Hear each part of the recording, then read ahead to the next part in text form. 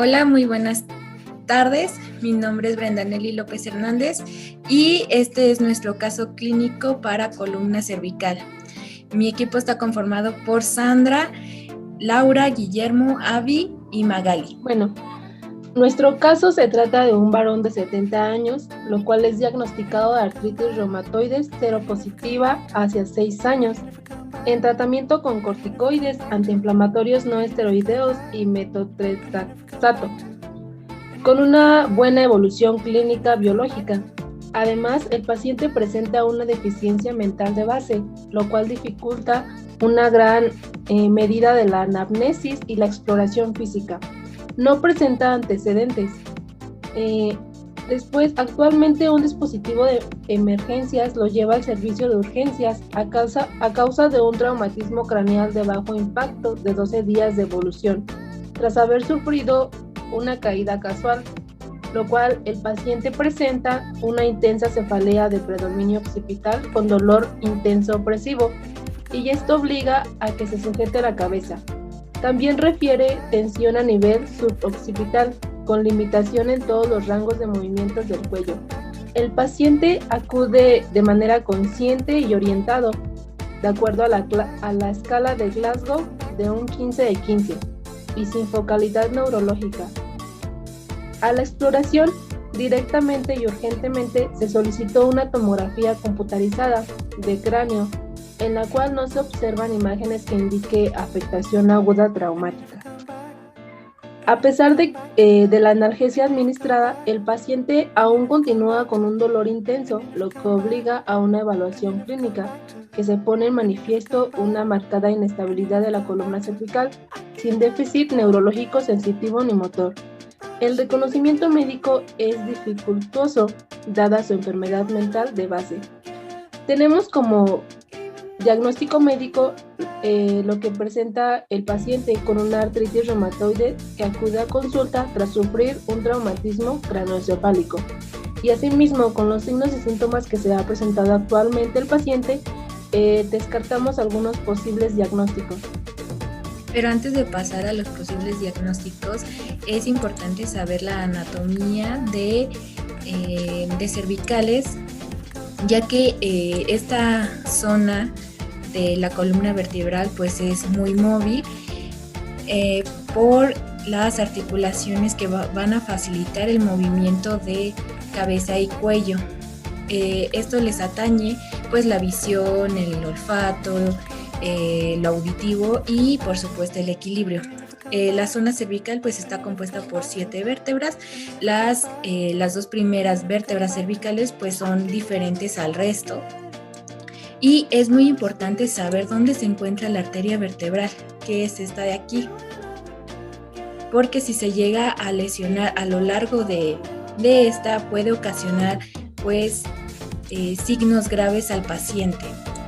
Y bueno, pues ya pasando a lo que son los posibles diagnósticos, es muy importante resaltar pues lo que podemos encontrar en el caso clínico, como lo es la valoración objetiva, en la que el paciente, dentro de los signos y síntomas que son más importantes, o que yo considero más importantes, es que refiere a una intensa cefalea, dolor intenso, sugestión de la cabeza, también tensión a nivel suboccipital, limitación en todos los rangos de movimiento, así como inestabilidad.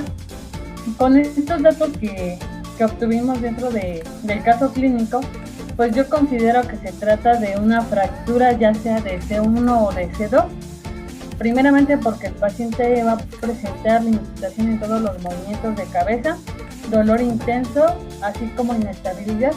Y pues es muy importante resaltar que dentro de las fracturas a nivel cervical, pues en su mayoría el paciente presenta impotencia de movimiento, debilidad también al momento de ejecutar o de efectuar algún movimiento de cabeza, y pues principalmente el dolor intenso.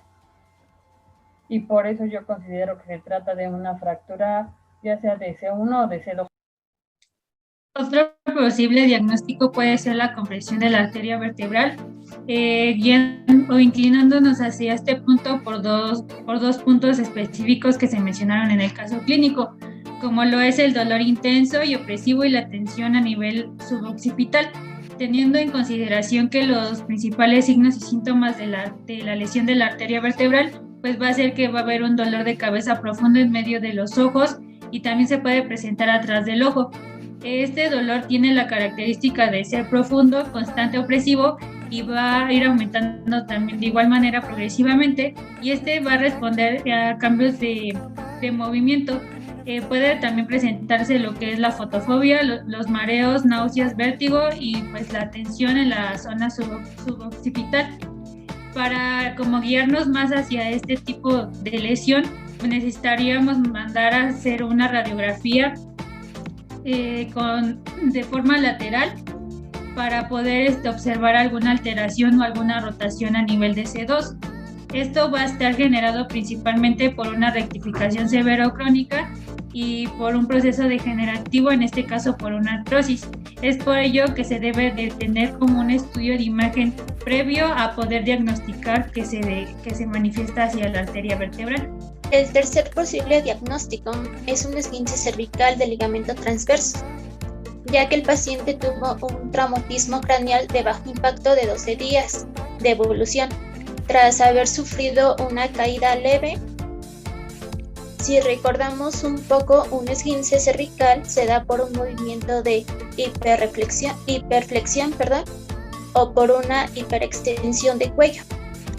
Algunos síntomas que presenta el paciente sospecharía de que efectivamente se trata de un esguince cervical, por presentar dolor al mover el cuello, pérdida de la amplitud e inestabilidad cervical, una cefalia que tiene. Sin embargo, con una ayuda de una radiografía podemos ver las estructuras anatómicas para ver si se trata de un esguince cervical. Sin embargo, pues, para la confirmación de estos posibles diagnósticos, pues requerimos la realización de pruebas específicas. Dentro de algunas pruebas específicas que podemos realizar para la fractura es la aplicación del diapasón en la zona suboccipital, en donde si el paciente refiere dolor intenso, pues se trata de una fractura. También podemos realizar otras técnicas, que es la de compresión ligera, en donde el paciente igual va a referir debilidad muscular y limitación del movimiento. Sin embargo, pues en este caso el paciente llegó de primera instancia con nosotros, pues yo no considero oportuno realizar ninguna prueba específica en este caso, porque pues más que agravarlo, más que beneficiarlo, podemos agravar su situación y pues comprometer nuestra integridad, en este caso como fisioterapeuta. Entonces lo más fiable es solicitarle un estudio de gabinete, como ya lo habían mencionado, ya sea una radiografía, una tomografía, en donde podamos valorar la integridad de las que están viendo afectadas en este caso. Como prueba específica para la arteria vertebral tenemos al test de Heylen. Pues esta va a consistir principalmente en generar movimientos de rotación, siempre viendo como la estabilidad en la articulación atlantoisoidea. En este caso yo no la realizaría en el paciente, ya que si resulta positiva puede agravar como los síntomas de náuseas, vómitos, vértigo y en ocasiones puede causar confusión. En este caso, pues yo la referiría más como a realizarse un estudio de gabinete, ya que si hay compromiso como de la arteria vertebral, en dado caso de que se ejecute mal el movimiento o como son muy exagerados, pueden llegar a lesionar más y agravar como más los síntomas que ya tiene el paciente. Bien, antes de realizar una intervención fisioterapéutica, como ya sabemos, es necesario corroborar con pruebas complementarias que nos ayuden a llegar a un diagnóstico para posteriormente plantear un plan de tratamiento que sea acorde al diagnóstico y al paciente. Asimismo, estos estudios nos darán la pauta de si es necesario referirlo con otro profesional del área de la salud, como en este caso puede ser el trauma, en cuestión de si existe alguna fractura. Y bien, tenemos 3 imágenes aquí. La primera es una radiografía que fue tomada en una proyección lateral, y aquí nos va a ayudar a observar la alteración del alineamiento de los cuerpos vertebrales de C1 y C2. Podemos observar un desplazamiento anterior del atlas sobre el axis.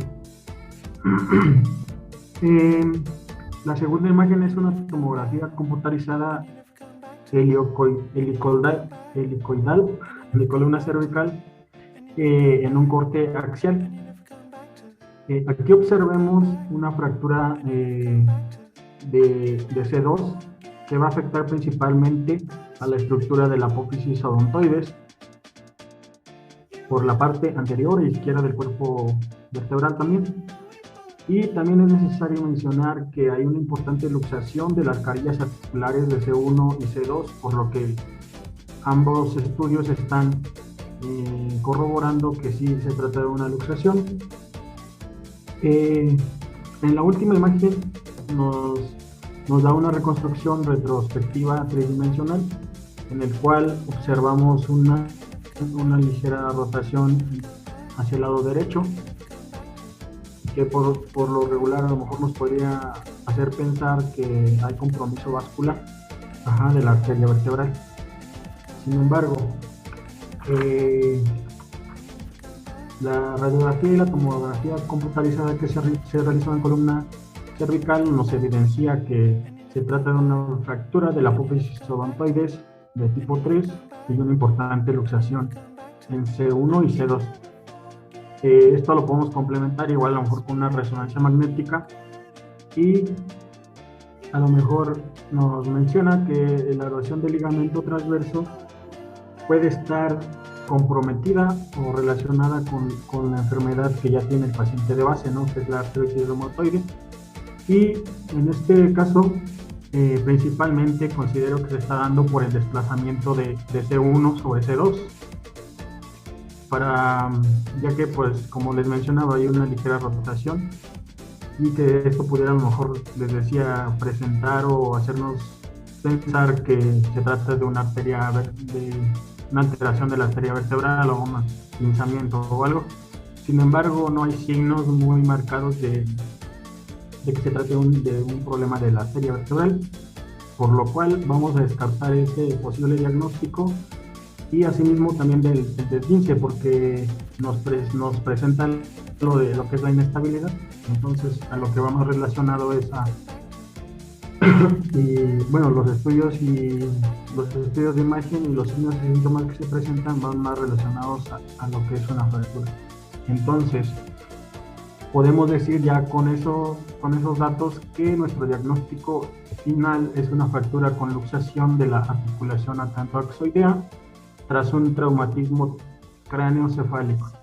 Por último, presentamos lo que es nuestro diagnóstico fisioterapéutico, lo cual se debe a un paciente de 70 años de edad que fue diagnosticado hace 6 años atrás de una artritis reumatoide seropositiva, que actualmente el paciente acude a terapia física por un traumatismo craneal de bajo impacto hace 12 días, donde refiere una intensa cefalea en la zona occipital con dolor de origen intenso y opresivo, lo cual obliga al paciente a sujetarse la cabeza.